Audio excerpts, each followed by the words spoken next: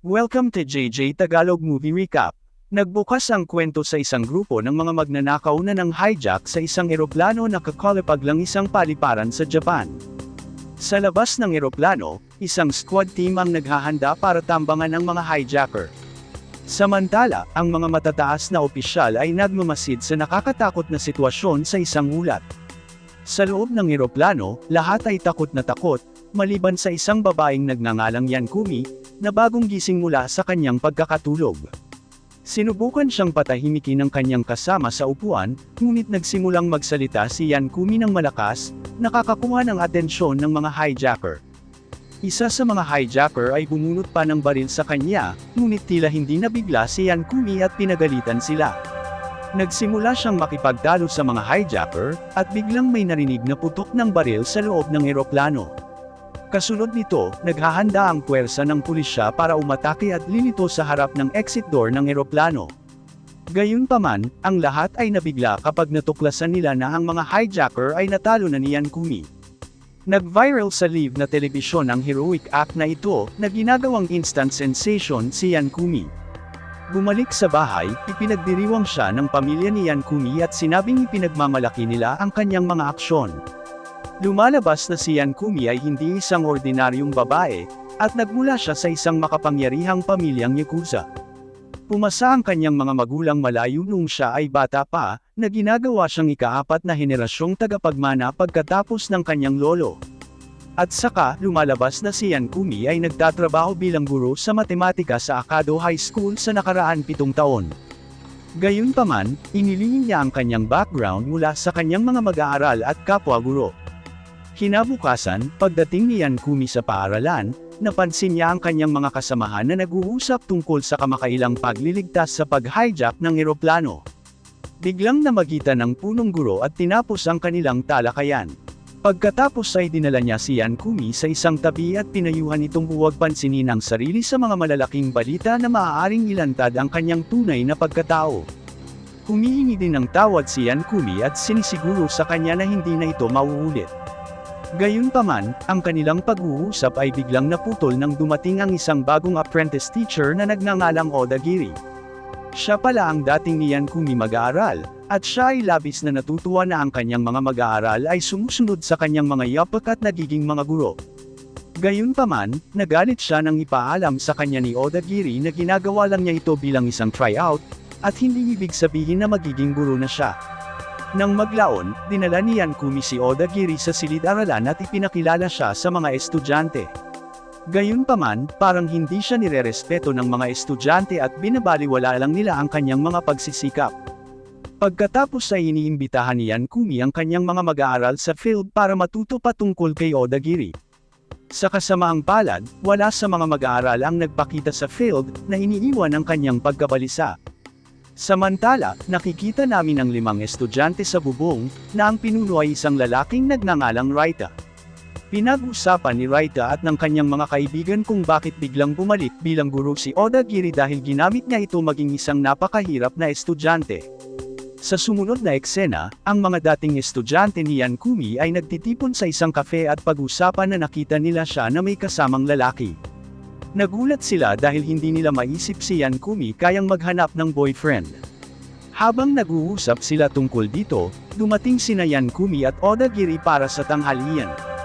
Pagkatapos ay ipinakilala niya si Odagiri sa kanyang mga dating estudyante, na sinasabing siya ay isang bagong guro. Pagdinig ito, napagtanto ng kanyang mga estudyante na mali ang pagkabasa nila sa sitwasyon at nagbibiro na hindi kailanman magagawa ni Yankumi maakit ang isang magandang lalaki. Nang marinig ito, masama ang pakiramdam ni Yankumi at pinagalitan sila, ngunit pinigilan siya ni Odagiri. Pagkatapos nito, nagpasya si Yankumi at ang kanyang mga dating estudyante na kumain ng magkasama, napagtanto na ang tagal na ng kanilang pagtatapos sa high school. Habang kumakain sila ay nagsimula na sila nagbabahaginan ng mga kwento tungkol sa kanilang pinagdaanan simula noong graduation. Maya-maya, isa sa mga estudyante inamin nilang lahat nung una ay hindi kakayanin ni Yankumi ang pagtuturo at gagawin ito huminto kaagad. Gayunpaman, nagulat sila nang makitang hindi lamang siya nagtagumpay, ngunit nagtatrabaho pa rin bilang isang guro sa parehong mataas na paaralan. Nang marinig ito, nakaramdam ng emosyonal si Yankumi at nagsimulang umiyak, kaya ang kanyang mga estudyante ay mabilis na humingi ng tawad at umaliw sa kanya. Samantala, lumipat ang eksena sa mga kaibigan ni Raita, na casual na tumatambay sa gilid ng kalsada. Bigla silang nakaharap ng isang motorsiklugang na nagtatangkang mangikil ng pera sa kanila. Nang makita ito, mabilis na pumasok si Raita at sinabi sa gang para hindi istorbohin ang mga kaibigan niya. Dahil dito, nag-away sila, ngunit matagumpay na nagawa ni Raita talunin sila at itaboy. Nang gabing iyon, inanyayahan ni Yankumi si Odagiri sa kanyang bahay para sa hapunan. Ipinakilala niya siya sa kanyang pamilya at binanggit na lagi niyang pinapangarap na imbitahan ang kanyang mga estudyante para uminom at tumambay sa kanila. Pagkaraan ng ilang oras, medyo naparami na ang inumin ni Yankumi at nauuwi sa paghimatay. Nakipag-usap si Odagiri sa lolo ni Yankumi. Inihayag niya na si Yankumi ang dahilan kung bakit siya naging guro. Patuloy niyang sinasabi yun habang kaya pa ni Yankumi nakakainis minsan. Tinuruan niya siya ng maraming aral sa buhay at naging inspirasyon niya na magtrabaho ng gusto sa high school paaralan. Kinabukasan, habang papunta sila sa paaralan, hindi inaasahang nakasalubong ni Yankumi ang dalawa sa kanyang dating mga mag-aaral na medyo mahirap sa panahon ng kanilang mga araw ng paaralan. Sa kanyang pagtataka, nalaman niya yun binago nila ang kanilang buhay at ngayon ay maayos na. Gayunpaman, agad na nabaling ang kanyang atensyon ng isang lalaking nagbibigay ng talumpati sa malapit. Habang papalapit siya sa lalaki, napansin niyang ganoon ang mukha nito katulad ng dati niyang kasintahan. Si Kuros Kantaro pala ang lalaking ito at siya ang may-ari ang pinakamalaking kumpanya ng IT sa Japan. Siya ngayon ay naglalayong palawakin ang kanyang impluwensya sa pamamagitan ng pagtakbo para sa posisyon ng gobernador. Si Yankumi ay agad na bunihag sa kanya at ipinahayag ang kanyang malakas na suporta para sa kanyang kampanya. Lumipat ang eksena sa Akado High School kung saan hindi inaasahang lumitaw ang isang motorcycle gang. Sila pala ay mga miyembro ng kilalang-kilalang grupo na tinatawag na Black Skull na nakabalik mag-higanti kay Raita. Pati ang mga guro ay takot na takot sa kanila, kaya agad ang principal tumawag ng pulis para humingi ng tulong. Nang marinig ang paparating na mga sirena ng pulis, ang mga miyembro ng Black Skull nagpasya silang umatras sa ngayon, ngunit nangako silang babalik muli upang mag-higanti kay Raita. Kasunod nito, ipinatawag ng principal si Raita at ang kanyang mga kaibigan sa kanyang opisina at pinagalitan sila nagdudulot ng gulo sa paaralan. Humihingi siya ng paliwanag mula sa kanila, ngunit inaangkin iyon ng mga lalaki ang motorcycle gang ay una nang nagdulot ng gulo sa pamamagitan ng paghingi ng pera sa kanila. Hindi naniniwala ang principal sa kanilang mga sinabi, ngunit biglang pumasok si Yankumi. Tiniyak niya ang principal na nagsasabi sila ng totoo, na nagsasabi na masasabi niya kapag nagsisinungaling sila. Nang marinig ito, nagpasya ang punong guro na hayaan ang bagay na ito, ngunit sinabi kay Yankumi na kung siya ang mga mag-aaral ay nagdudulot ng anumang gulo sa hinaharap, siya ay agad na tatanggalin. Mamaya sa klase, nagulat si Raita at ang kanyang mga kaibigan sa pagpayag ni Yankumi na ipagsapalaran ang kanyang trabaho para sa kanilang kapakanan. Dahil sa ayaw na niyang ilagay siya sa anumang gulo, nagpasya si Raita na tapusin ang bagay minsan at para sa lahat. Sinisikap siyang kumbinsihin ng kanyang mga kaibigan na huwag lumaban sa mga ganitong mapanganib na tao, ngunit umalis pa rin si Raita. Nang maglaon, dumating si Yankumi sa silid-aralan kasama si Odagiri at nalaman na umalis na si Raita harapin ang barkada. She's disappointed in her students for not stopping him and letting him pumunta mag-isa. Matapos silang pag-alitan, lumabas siya para hanapin si Raita. Samantala, humarap si Odagiri the voice and reminds them that if they're true friends of Raita, they should stand by his side kahit ano pa. Lumipat ang eksena kay Raita, na nakarating sa hideout ng Black Skull Gang. Binalaan niya ang mga ito na lumayo sa kanyang paaralan at hinahamon ang kanilang pinuno para sa one-on-one na laban. Gayunpaman, tinanggihan siya ng pinuno at lahat sila ay nagsama-sama upang talunin si Raita. Ilang sandali pa, ang gusali nagsisimulang manginig at bumuho ang dingding, na nag-iiwan ng napakalaking butas sa dingding. Mula doon, Yankumi dumating at hiniling sa gang na palayain ang kanyang estudyante. Hanggang pagkatapos ay lumingon sa kanya at siya nagsisimulang talunin sila isa-isa.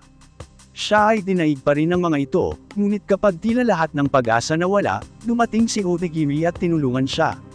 Pagkatapos ay binugbog ng dalawa ang grupo at kalaunan ay itinaboy sila. Sa sandaling iyon, dumating din ang mga kaibigan ni Raita at nagpasalamat kay Yankumi sa kanyang tulong. Nalilito, tinanong ni Raita kung paano kayang lumaban ng ganito ang isang ordinaryong guro. Sinagot niya siya na kaya niyang lumaban dahil nagmamalasakit siya sa kanyang mga estudyante. Kinaumagahan, sinimulan ni Raita na tretuhin si Yankumi ng may higit na paggalang at binati siya ng mga kaibigan niya ng magandang umaga. Nang makita ito, tuwang-tuwa si Yankumi sa kanyang mga estudyante, sa wakas ay pinahahalagahan siya. Pagkatapos, dumating ang ilang pulis sa paaralan, na ikinagulat ni Yankumi. Sa tingin niya ito ay tungkol sa labanan noong nakaraang gabi, at nalaman lamang na isa sa kanyang mga estudyante, si Ran Kazuma, ay pinaghihinalaan ng isang deal sa droga. Sinasabi ng mga guro na hindi ito maaaring totoo, dahil si Kazuma ay isang napakahusay na estudyante. Gayunpaman, isiniwalat ng mga opisyal na ang wallet ni Kazuma ay natagpuan sa pinangyarihan ng krimen, at siya ay nawawala mula pa noong nakaraang gabi. Sa pag-alis ng mga pulis, hinihiling nila sa mga guro na ipaalam sa kanila kung nakatagpo sila ng anumang impormasyon tungkol sa Kazuma. Nang maglaon, hindi pa rin makapaniwala si Yankumi na masasangkot si Kazuma sa droga, and she's convinced there must be another reason. Kaya nagpasya siyang hanapin siya sa harap ng mga pulis at lumabas ang ulo. Habang hinahanap niya ito, napahinto siya ng isang grupo ng mga tao na nagbubunyag ang mga kaibigan ni Kazuma, na hinahanap din siya. Nahati sila sa iba't ibang grupo at hinanap siya buong araw, ngunit walang pakinabang. Sa isa pang eksena, nakita namin ang isang nasugatan na Kazuma na tumatawag mula sa Yankumi. Gayunpaman, pagkatapos mag-isip ng ilang sandali, nagpasya siyang huwag sagutin ang telepono. Napansin niya tuloy sa sakyan ng pulis, kaya dali-dali siyang nagtago sa ilalim ng tulay. Nang gabing iyon, habang papaalis na si Otejiri, may narinig siyang boses na nagmumula sa isa sa mga classroom. Sa pagsuri, natuklasan niya si Kazuma na nagtatago doon. Maya-maya, dumating na rin si Yankumi kasama ang ibang mga estudyante. Tinatanong niya si Kazuma kung bakit hindi siya tumawag, at sinabi niya na ayaw niyang ilagay siya sa gulo. Pagkatapos ay ipinaliwanag niya na siya kamakailan ay nakahanap ng trabaho sa paghahatid ng mga kalakal, ngunit walang ideya kung ano ang nasa loob. Pero kagabi, aksidente niyang nalaglag ang pakete at may napansin siyang droga sa loob. Natakot siya tapos sinabi niya gustong huminto. Gayunpaman, sinimulan siyang bugbugin ng mga lalaki at umalis lamang nang dumating ang mga pulis. Tumakbo rin si Kazuma mula doon, ngunit sa kasamaang palad, naiwan niya ang kanyang pitaka. Nang marinig ang kwentong ito, nagtanong si Yankumi kung bakit kailangan niya ang trabaho, at ipinaliwanag niya na ito ay upang suportahan ang kanyang kapatid na babae. Pinapanatag niya ito, sinabing hindi niya kasalanan, at inalok si Kazuma at ang kanyang mga kaibigan ng isang lugar na matutuluyan bahay niya para sa gabi. Mamaya sa bahay, inutusan ni Yankumi ang kanyang mga alipors na imbestigahan ang gamot na ito dealer. Hindi nagtagal, matagumpay nilang nalaman na ang utak sa likod ng ilegal na negosyo ay Kantaro Kuros. Siya ay hindi lamang mayaman, ngunit hindi kapani-pani walang maimpluwensyang, kaya mahirap harapin sa kanya at ilantad ang kanyang mga krimen. Nang marinig ito, nagalit si Yankumi at nanumpa na ilantad ang kay Kantaro mga aksyon sa publiko. Ngunit sa sandaling iyon, narinig ni Kazuma at ng kanyang mga kaibigan ang pag-uusap at nagpasya upang isagawa ang mga bagay sa kanilang sariling mga kamay upang iligtas si Yankumi mula sa karagdagang problema. Kinabukasan, tumungo si Kazuma at ang kanyang mga kaibigan sa punong tanggapan ng Kantaro upang maghanap ng ebidensya. Kasabay nito, papunta na rin doon sina Yankumi at Otejiri. Sa pagdating, saksi sila sa mga mamamahayag na naghahanda ng mga campaign materials para sa Kantaro. Pagkatapos, sina Yankumi at subukan ni Otejiri na pumasok sa kwarto ni Kantaro. Samantala, natuklasan ni Kazuma at ng kanyang mga kaibigan ang isang silid na puno ng mga kahon na naglalaman ng mga gamot. Ngunit biglang dumating ang mga tauhan ni Kantaro at napansin sila. Pagkatapos ay itinaas nila ang kanilang baril at maghanda upang barilin si Kazuma at ang kanyang mga kaibigan. Ngunit sa kabutihang palad, dumating si Yankumi sa tamang oras at talunin silang lahat. Samantala, nagsimulan na si Kantaro na maghatid ng isang talumpati na ini-stream ng live. Sa kanyang pahayag, nangako siyang pagbubutihin ang lungsod kung siya ay mahalal bilang gobernador. Habang siya pa nagsasalita, dumating si Yankumi sa entablado at ibinunyag ang lahat ng krimen na kanyang ginawa. At saka, lumilitaw ang kanyang mga estudyante sa likod ng entablado at ibinobroadcast ang lugar kung saan iniimbak ni Kentaro ang lahat ng droga. Nang makita ito, ang mga taga-suporta ni Kentaro ay natakot at mabilis na umalis sa lugar. Kentaro pagkatapos ay makakakuha galit na galit at sinabihan ang kanyang mga tauhan na talunin si Yankumi. Samantala, marami na ang mga espesyal na tropa nakatalaga sa labas ng pasilidad. Maging si Raita at ang kanyang barkada ay hindi na makapasok dahil sa mga awtoridad pinigil sila. Sa kabila ng mga posibilidad, matagumpay na natalo ni Yankumi ang lahat ng alipores ni Kentaro. Pagkatapos ay tinutukan siya ni Kentaro ng baril at inakusahan siyang sinira ang kanyang buhay. Yankumi pagkatapos ay nagpapayo sa kanya na sumuko kaagad at ipaalam sa kanya na maaari niyang simulan muli ang kanyang buhay. Pagkatapos ng mahabang pag-uusap, kalaunan ay sumuko si Kentaro. Di nagtagal, pumasok ang mga espesyal na puwersa sa gusali na handang kumilos laban kay Kentaro. Gayunpaman, pinayuhan ni Yankumi ang pulisya na huwag siyang barilin dahil pinili niya para sumuko. Sa huli, si Kentaro ay nahuli ng mga pulis habang ang buong bansa ay namangha sa pamamagitan ng katapangan ni Yankumi. Kinabukasan, naging bagong sensasyon si Yankumi at lahat ng mga guro, kasama ang principal, purihin ang kanyang katapangan. Mamaya sa klase, inaanyayahan niya ang kanyang mga estudyante na maglaro sipe ng lata sa bukid. Sa una, tahimik ang mga estudyante ngunit pagkatapos silang himukin ni Raita, sumali silang lahat. Hindi nagtagal, masaya silang tumakbo kasama si Yankumi habang patapos na ang pelikula.